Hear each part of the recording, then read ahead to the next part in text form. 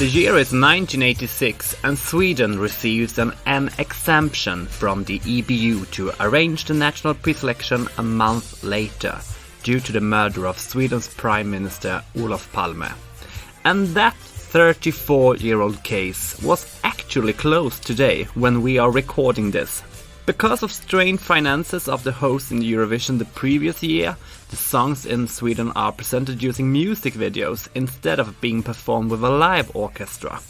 A rather surprising and colorful odd constellation are chosen to go all the way to Bergen and represent Sweden. How come these two met? What are their memories of the host city? And much more is what I hope to get answers to today when we are going to talk about Är det här du kallar kärlek?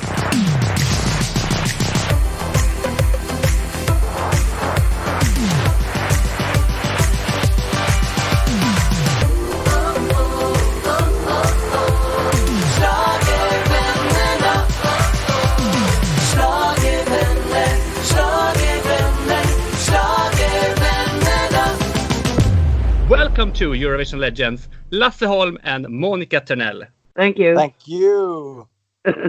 When was the last time you two met? I think it was in a program called Bingolotto. Yeah. Many years ago. I think 10 years ago, maybe that I was the head person on that program, and I invited Monica and another guy called Janne Lukas Persson that sang Växeln Hallå.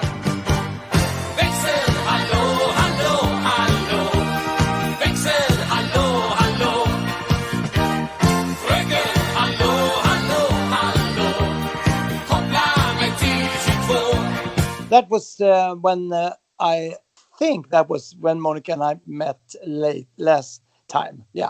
Yeah, that was what I thought too. I think it was in 2005. Yeah, you're right.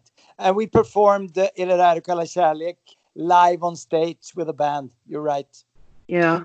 Before we talk about your song, I would like to put you on the map for the listeners out in the world. Lasse, or should I call you Larry Moon? If you wish. You have competed in the Eurovision 4 additional times as a composer for the songs Dag Efter Dag in 1982.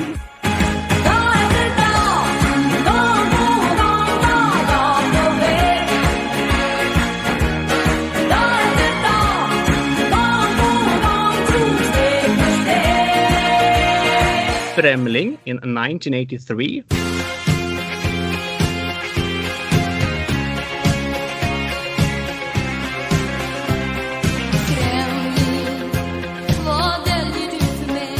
Bra vibrationer in 1985. Du ger mig bra vibrationer varje gång du tar min hand i din. Och varje gång du ler så får jag bra vibrationer. And Eloise in 1993.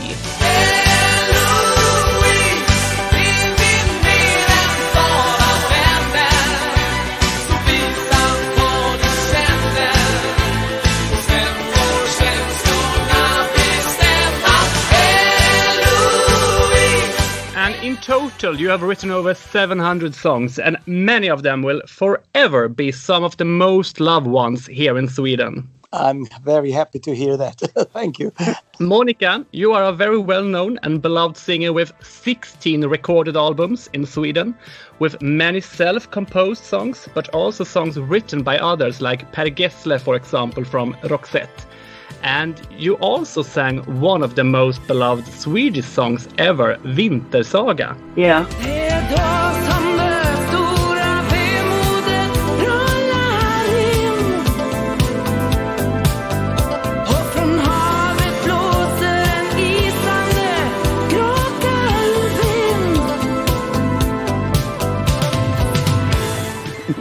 It was released in 1984. Yeah. And it's still one of my favorite songs. I really love this song. It's a marvelous recording.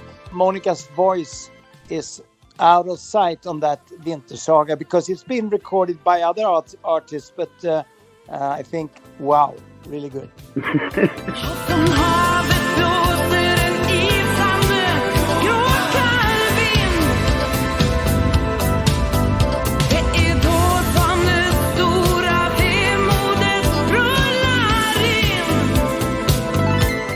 Lasse, I know that the boss of the record company you worked for then didn't want you to submit Är det här du kallar kärlek at first. Instead, he wanted you to submit what was later to become your great hit Cannelloni Macaroni.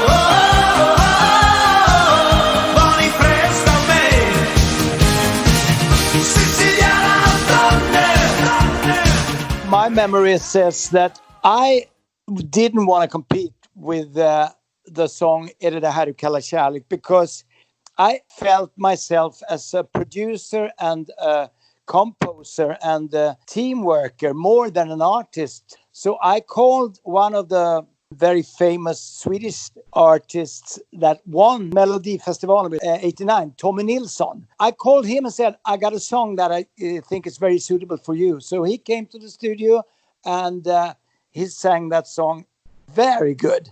Excellent, in my opinion. I sent the tape to my former boss, the record company, and he said, no, you got to do it yourself.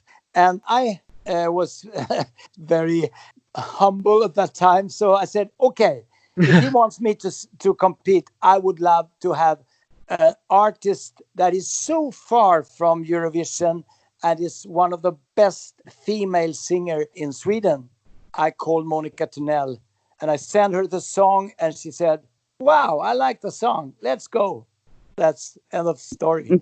Yeah. Do you still have the recording from Tommy Nilsson?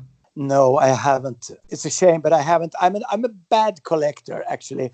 Monica, from what I've heard, you weren't exactly a fan of the Swedish pre-selection Melodifestivalen in this time. No, it wasn't my cup of tea, if you say it so.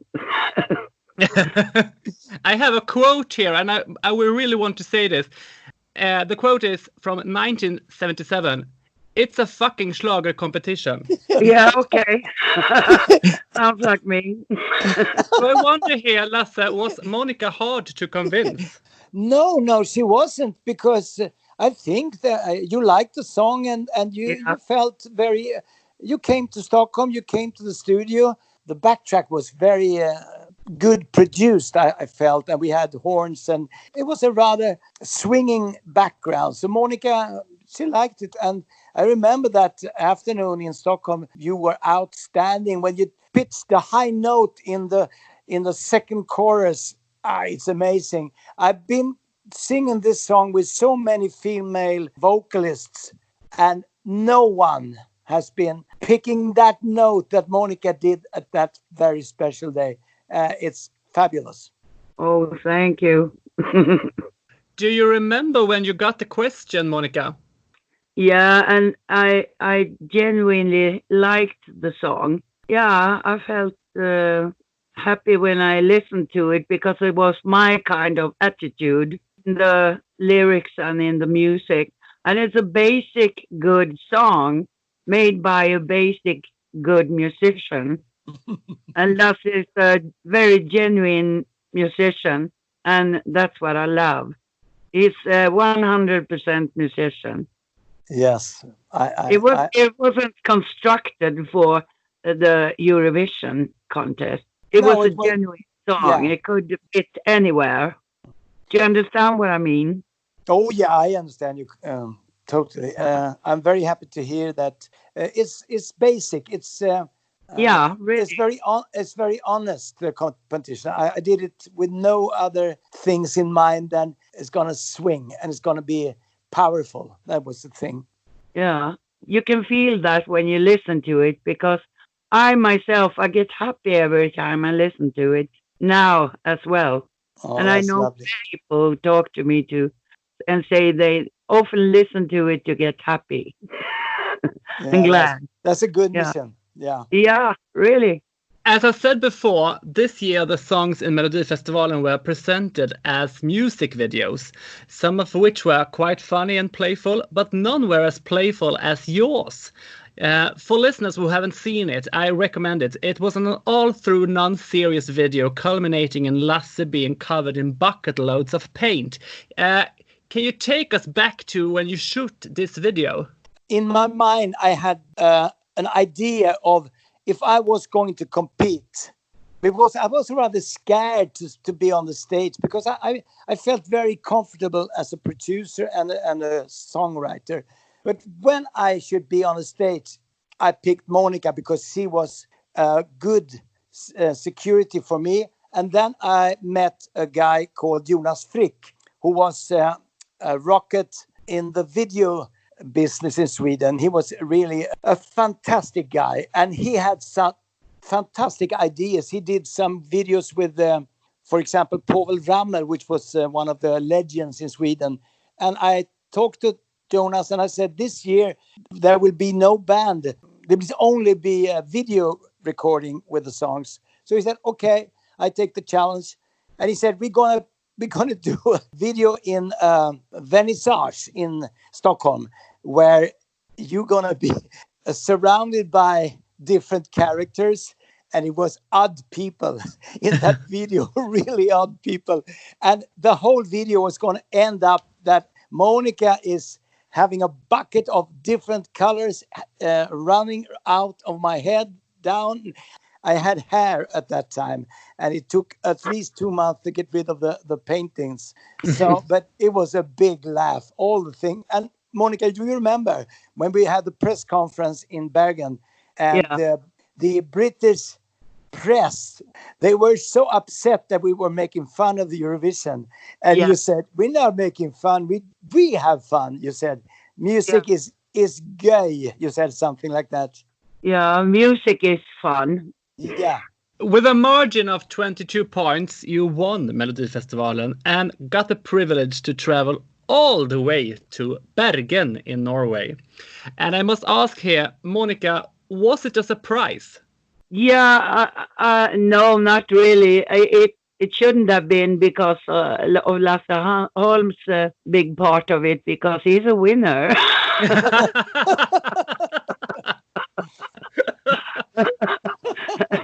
But I hadn't thought about winning, so in my own life, so because I'm not so used to win. So in some way, I hadn't any time, in fact, to go away to Bergen and to win, because I hadn't planned it. I had other plans. Yeah. I just took that week in Stockholm before the Swedish competition, and then that was all I had thought of, because I was in the middle of producing a record, an LP right then. So that was how far I had thought. But then we won. Of course, since it was Lasse, I should have thought of that would be a possibility. But so I had to fit it in my schedule. And it was possible to do that. But yeah. In 1986, there were very many good songs in Sweden. Do you remember them, Lasse? Did you have any favorite of the other ones? There were strong songs that year. I mean, my very good friend and colleague Torgny Söderberg were competing with Kärleken är evig with Lena Philipsson. And Per Gessle had written the lyrics.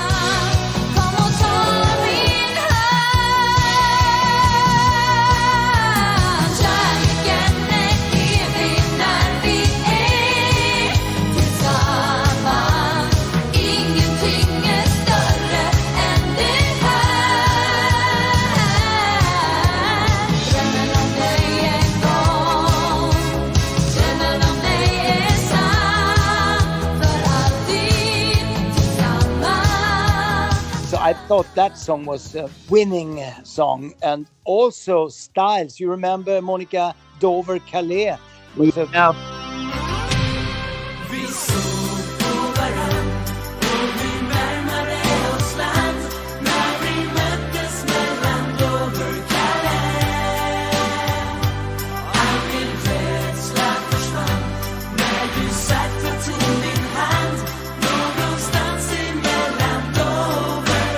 very, very big hit in Sweden.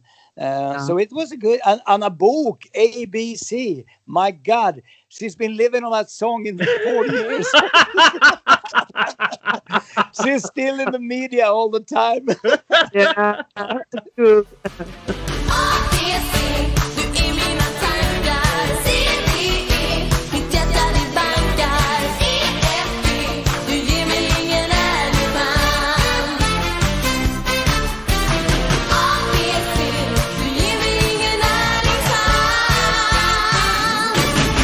So it was a very, very good year musically. Yeah. Lasse, what do you remember from the host city? Oh, that was a fabulous city. As a Bergen, I remember we had such fantastic experiences. I remember going on a tour with the press. Monica was with me. You remember, Monica? I was playing on Edvard Grieg's grand piano, which was absolutely forbidden. and I took the chance to play on that grand piano, Edvard Grieg. So, and the parties in Bergen with such lovely seafood and all the friendly hospitality was extremely nice. I was very in love with Bergen, and we had Jakob Dahlin with us, which is a brilliant person that I had some connections with. And I remember when the song started, daddly doodly doodly doodly da da da da.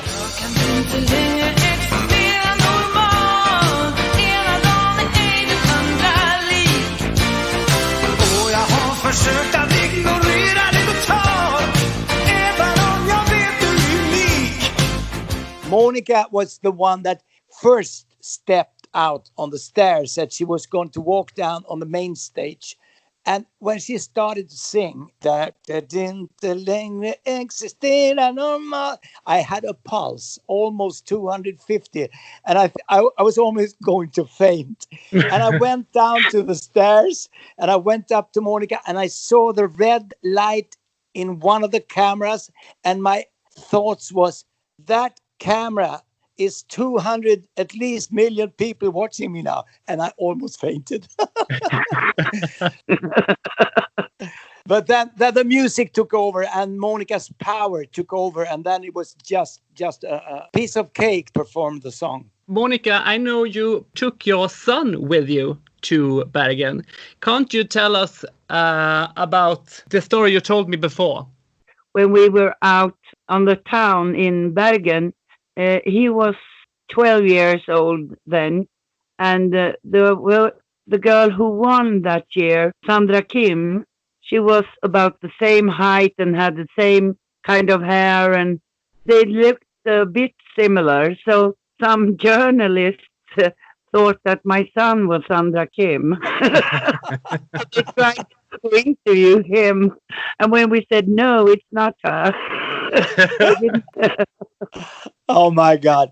Your son was really a fantastic little guy. I really was very fond of him. We had a good chat.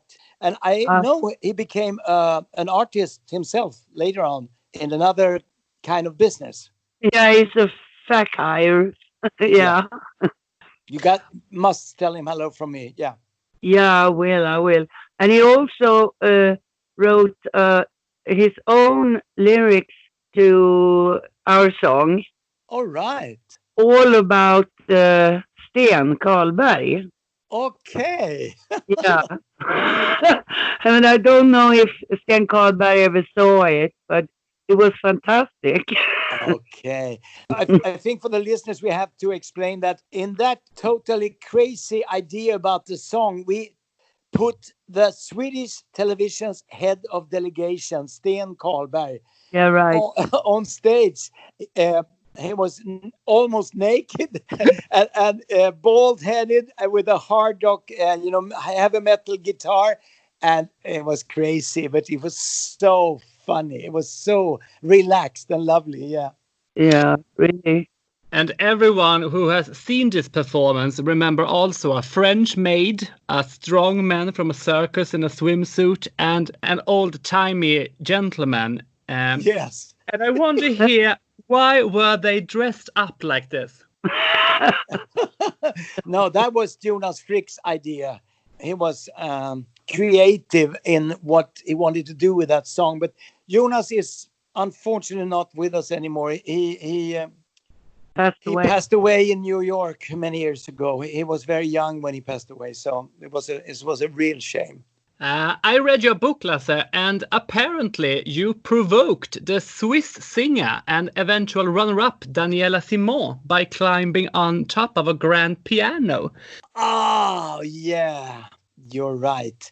I that was in the act. I'm a big fan of Jerry Lee Lewis, and I wanted to go wild, so I jumped up on the grand piano, and maybe she was very upset. Yeah, I can't remember that. There was many persons that were upset regarding to our show. Yeah. No, I think it was France, if I don't remember wrong, among others, that was a bit offended by the way we acted on stage. The very young girl Sandra Kim won with the song J'aime la vie, and you got a 5th place. Was it the right winner, or did you have any particular favorites among the other participants? Do you remember those, Lasse? No, I don't remember. I just remember that in the voting break that a girl with a long braid went up on the stage and sang with a heaven's voice, and she became one of the biggest Norway artists ever, Sissel Kyrkjebø.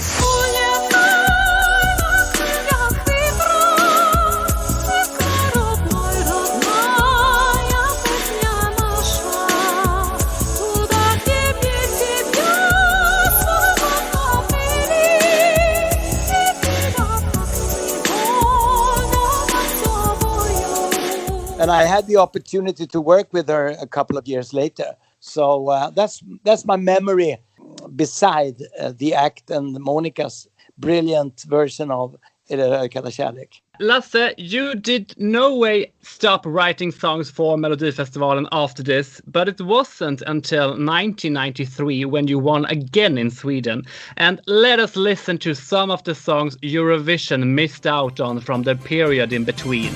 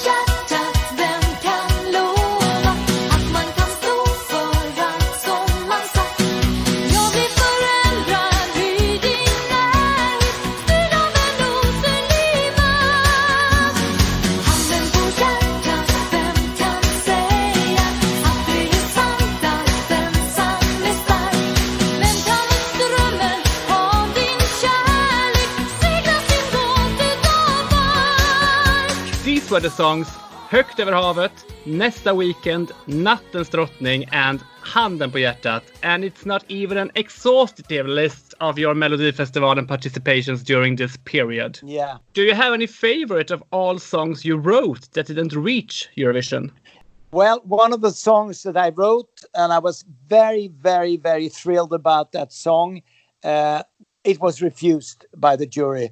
And the jury at that time was a mix of people with different, it was a really melting pot of ideas and thoughts. So I was very disappointed. And that year, it was 89, the song was refused.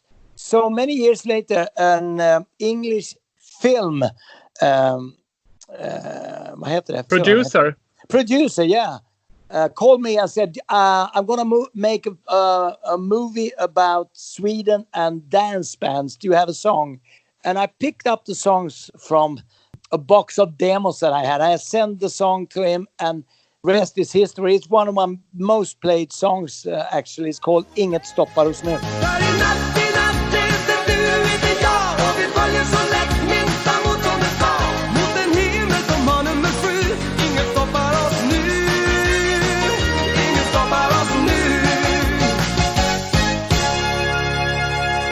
Yeah, and it has over 29 million streams on Spotify. Yeah, and from that day, my opinion of the expert jury was 0.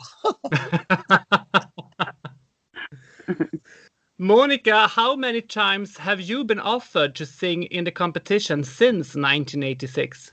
I don't know. I really don't remember any, but it might have been so, but I wasn't interested.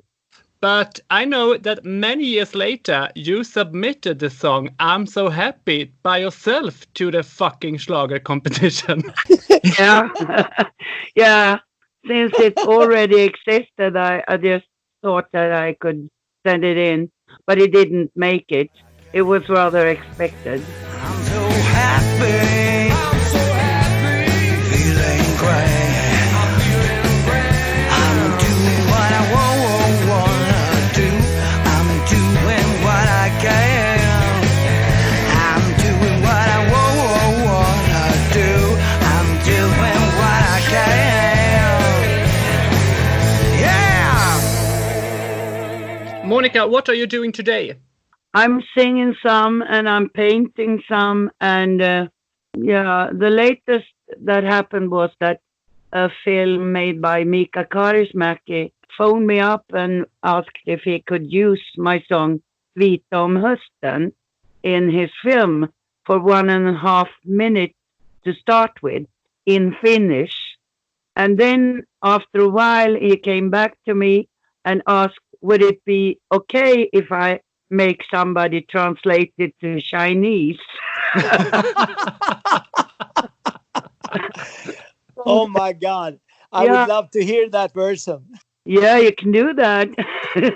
It's in a film called Master Cheng by Mika Kaurismäki. So you have a Chinese hit now.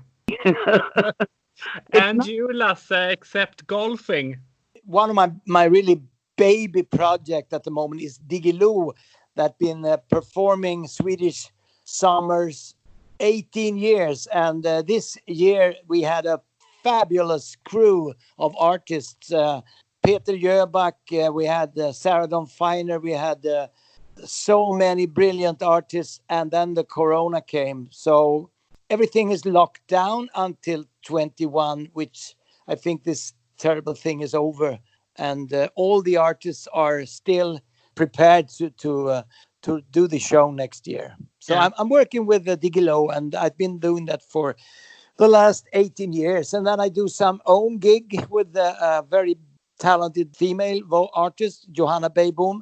And we are all, of course, always doing Här kallar kärlek and some other songs as well. 16 of my songs, more or less. Lasse, I know you sent a song to Melodifestivalen this year that was meant for the one and only Carola. No, it wasn't meant for Carola. It was meant for Johanna Beijbom. But Christer Björkman insisted that Carola was going to perform with the song. And I said, I'm shaking the song with Carola, and she loved the song. She was really a big fan of the song, but she wouldn't do Eurovision. So then the song didn't compete. Will you send it to next year? Yes. It's a good song. It's a hit. Yeah, and you have a very good singer there, I know. Johanna Beibom is brilliant. She's almost as good as Monica Törnell.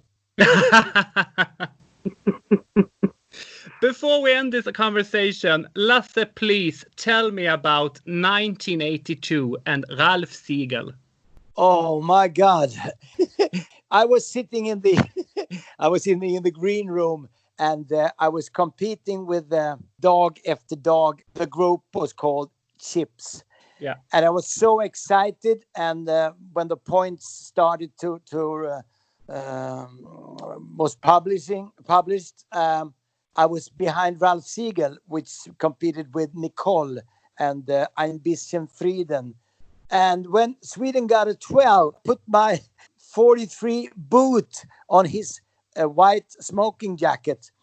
And he was very, very upset. He turned it on, and I said, "I'm sorry, mister. Sorry."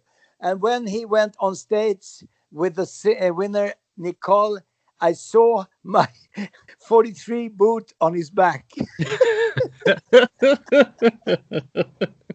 The shadow was there all over Europe.